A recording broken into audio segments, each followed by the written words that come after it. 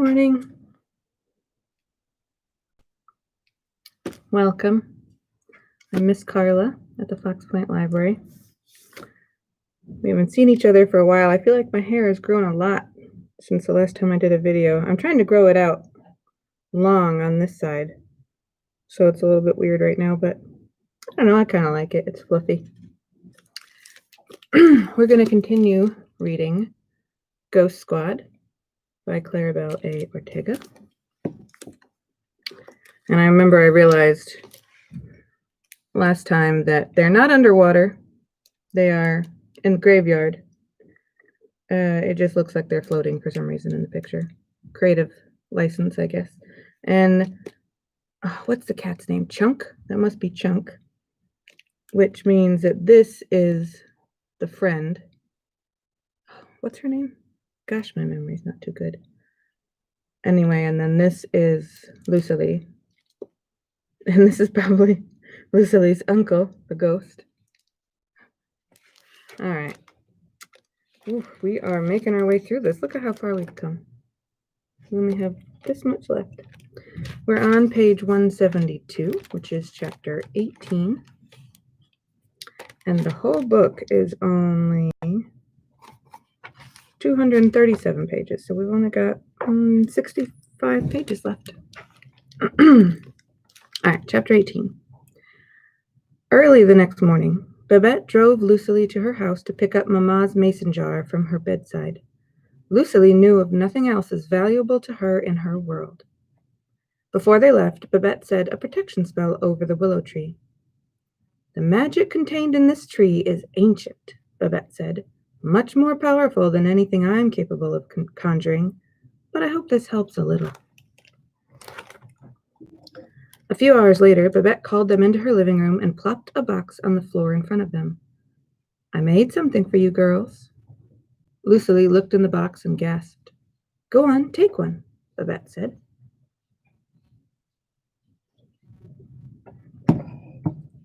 She picked up one of the black denim jackets and shrugged it on.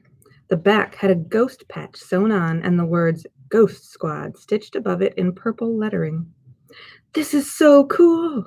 Lucily admired herself in a full-length mirror in Babette's living room. Sid held up her own jacket. This is the most beautiful thing I've ever seen. There was even a cat-size one for Chunk.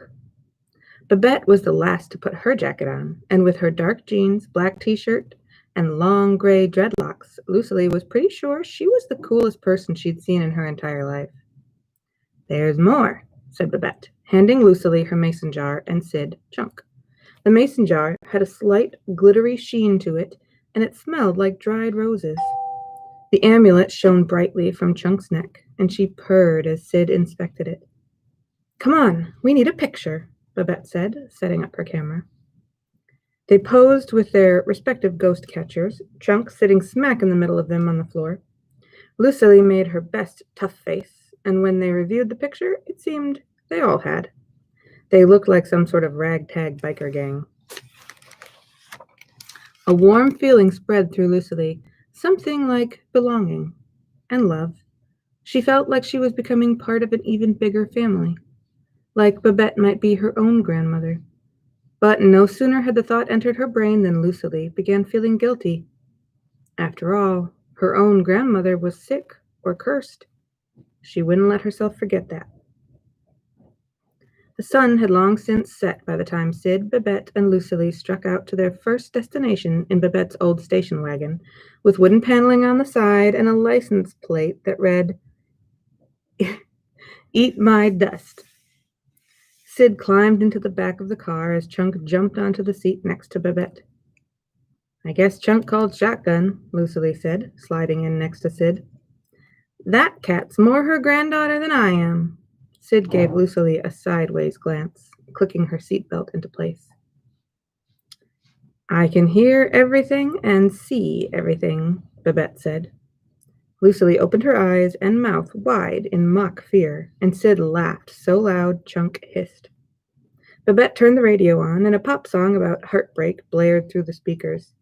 They all, including a mewing Chunk, sang at the top of their lungs, pumping themselves up for the night to come. But as they got closer to the cemetery, Babette turned the radio down and a somber mood fell over them. Respect the spirits, Lucily remembered, and closed her eyes. Her hands wrapped around her ghost catcher. She said a silent prayer to whoever or whatever was watching over them, and she hoped they could protect her, Sid, Babette, and Chunk from whatever was coming their way tonight. I put packets of salt in my dad's fanny pack and sprinkled some in his shoes, Lucily told Sid. I hope it's enough to keep any ghost monsters from hurting him. Babette also gave him a few charms and stuff for the customers. They'll think it's all for show, but if they're wearing amulets, then it's a lot less likely for anything weird to happen. Sid put her hand on Lucily's and squeezed. Not much else we can do that we're not already trying to do, Lucy. Things seemed pretty bleak, but the gesture filled Lucily with hope. The mere fact that she wasn't alone in trying to figure this all out was enough to comfort her, for now. A heavy fog had settled on the ground by the time they approached the entrance of St. Augustine Memorial Cemetery, and it looked as if they were standing on a bed of clouds. Lucily was grateful for her jacket now, and that Babette had convinced her to wear jeans instead of shorts. The iron gate had a heavy-looking chain wrapped around 2 bars at its center. Close your eyes, you two, Babette instructed. Lucily closed her eyes most of the way, but looked over to Sid, who also had one eye slightly open to watch whatever it was Babette was about to do. Babette placed her hands on the padlocked gate, creating a soft purple glow. Seconds later, the lock simply popped open, and the chain slithered away into a nearby bush as if it were a snake. Babette looked back at the girls with a hitched eyebrow. You can open your eyes all the way now, you sneaks. Lucily laughed nervously, and Sid's mouth was open wide enough to fit a football in it. Graham, I am insulted that you never told me you could do that. If I sat there telling you all the things I know and you don't, we'd never get up. Now come on. Lucily and Sid trailed Babette as she led them into the graveyard.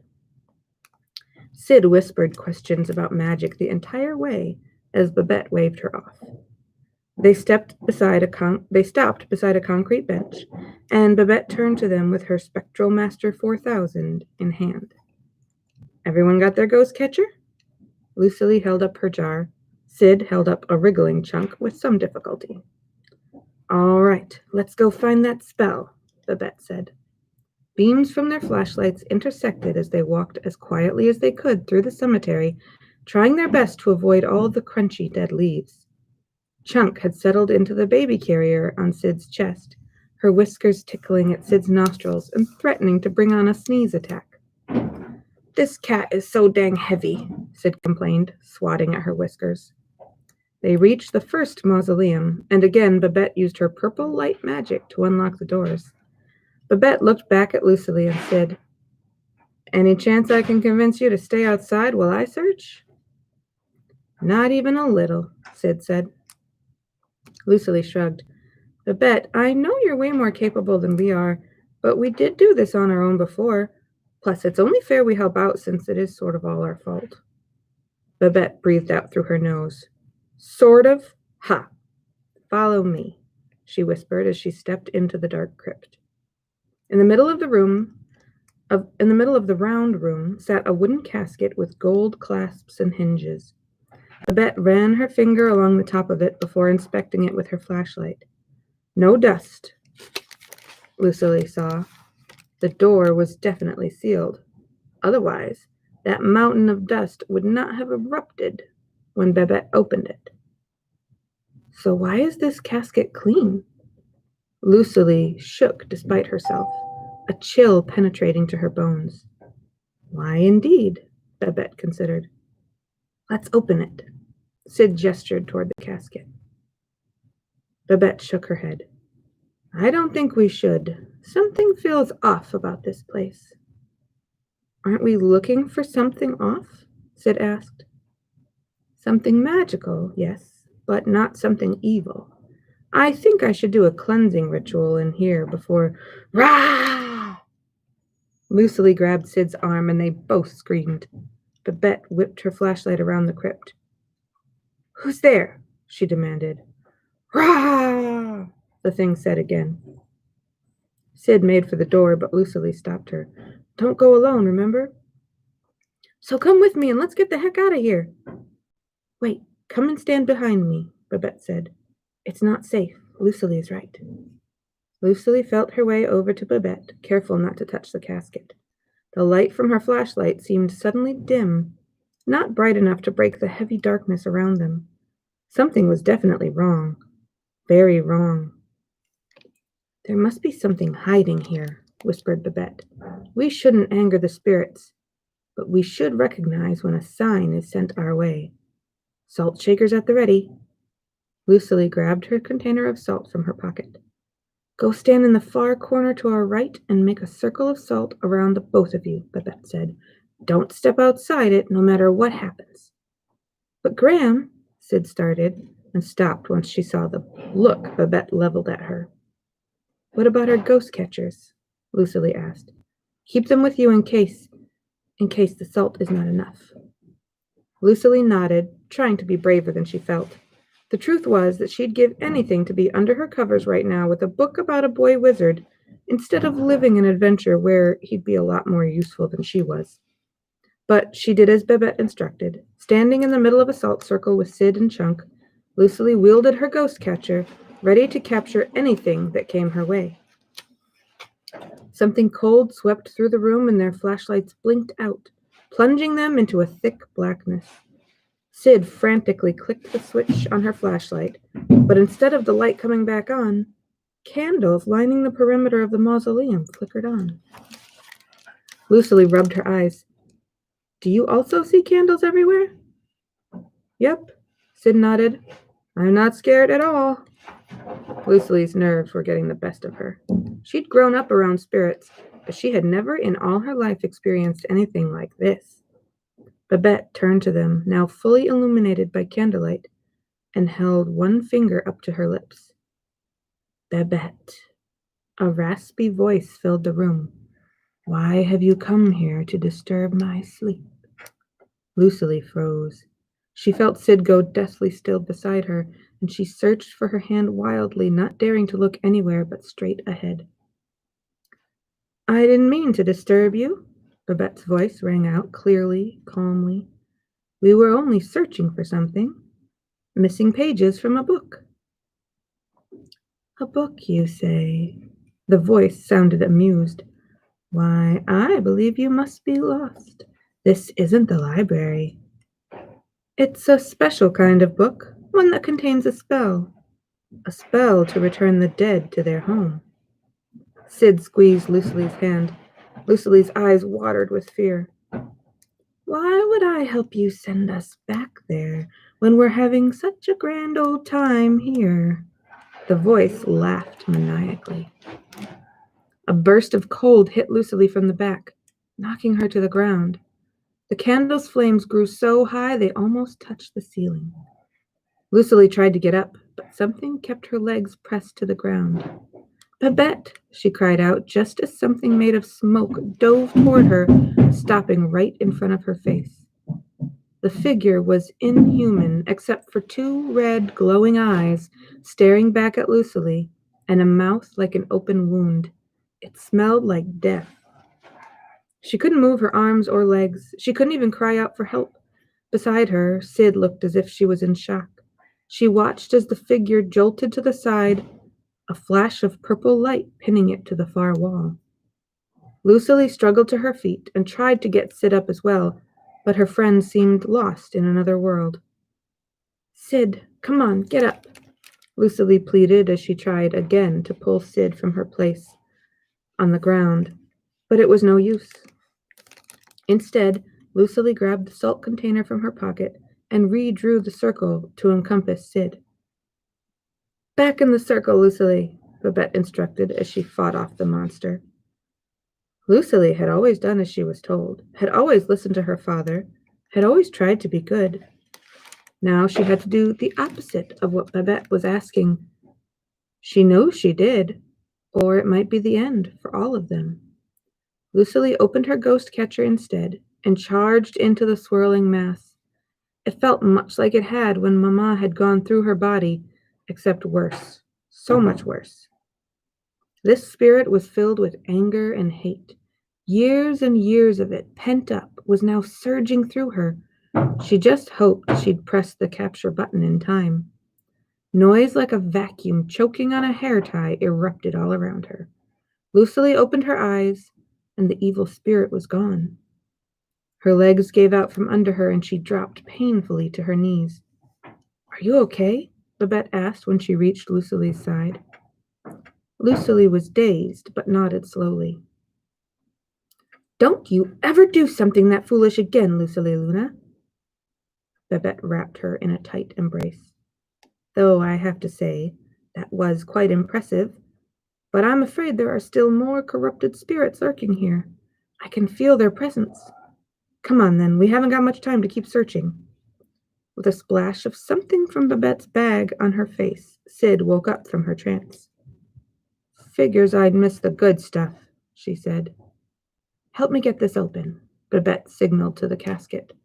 The large casket opened with a low groan, and inside they found the remains of a skeleton in musty clothing, a brittle piece of rolled parchment still in its grasp.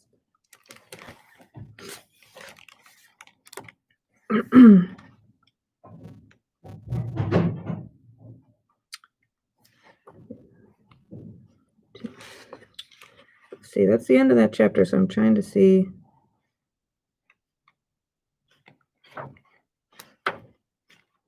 Those 12 pages.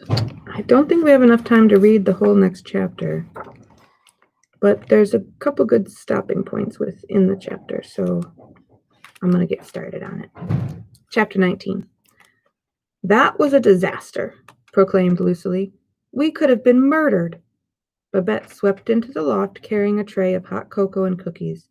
She placed it in the center of the table where Lucily and Sid were waiting for her. All of Babette's cats lay on the top bunk of one of the beds, their little heads peering over the edge of them, lined neatly in a row.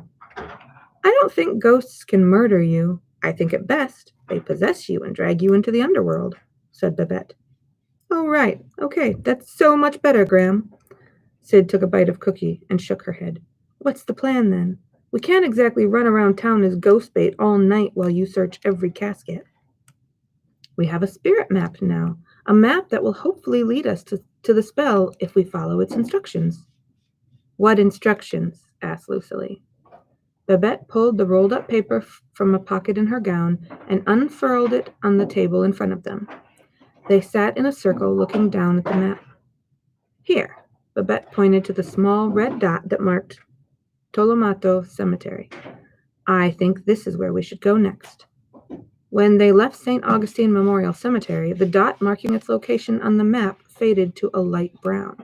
The map didn't have much detail to it, but Lucily knew the layout of St. Augustine like she knew Sid's favorite food was macaroni and cheese. "Do you think the spirit map is trying to point us to the next destination?" "Certainly seems plausible," Babette said. "It looks like those are the only two locations that have been marked, which means that either more will appear as we progress, or the pages must be somewhere in Tolomato Cemetery."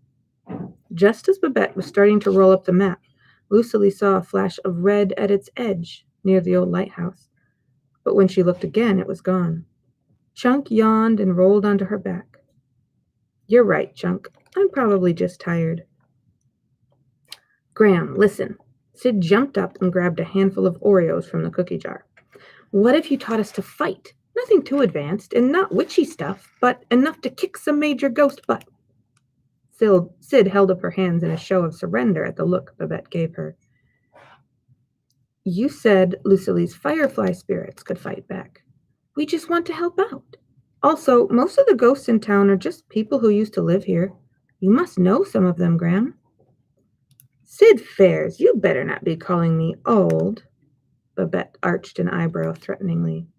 "It's a good thing. Age is wisdom, blah, blah, blah. This could work in our favor." Lucily bit her lip. "If it worked, I bet we'd have a much better shot at winning this thing. We're not quite ghost hunting amateurs anymore, but if we are attacked the way that one ghost came at us at the cemetery, we'll probably die. We would definitely definitely die. We would 100% die. Dead. Toast. Then it'd be up to you to send us into the underworld, Graham, and I am going to be the most annoying ghost of all time. And enough, I get it. You don't have to remind me how annoying you can be when I have you right here. Babette took a sharp breath. I can try to send out a spirit signal. It might not work, but we can try. Sid threw her arms around Babette's neck and hugged her. Lucille's face went hot. She felt awkward watching their family moment. Just as she started to turn away, Babette pulled her into a group hug. Chunk mewed, jumping down from the bunk bed, and tried to wiggle her way in, too. We're going to have to quickly level you two up if we plan on whooping Eliza's ghost army tomorrow night. Babette stood up. Meet me out back in 5. All right, we'll stop there. That's page 187, partway through the chapter. I wanted to, I see that Lucille is wearing her Ghost Squad jacket. That was mentioned in that chapter. Oh, also I wanted to show you this because I don't think I've had a chance to show you this. Miss Donna, maybe I did. Miss Donna's had her niece make this for me. She's an artist, and so she used the design of the Fox logo from our mural outside. She put my name on it, and on the back it says Fox Point Library, the Foxhole. So it's a really nice insulated mug. Also, I wanted to remind you that if you wanted to watch the read-alouds I did for A Christmas Carol by Charles Dickens right before Christmas, they are still on the website or on the YouTube channel under their own playlist. So you can watch those. There's only 4, and they're each, I'd say about 40 minutes long, 40 or 45 minutes long. But I'm not sure how long I'm going to keep those up. I might take those down before too long because of just because they're holiday specific. So we'll see. But if you want to look at them, they're still up now. All right. I hope you enjoyed that little bit that we got to read, and I will see you on Wednesday.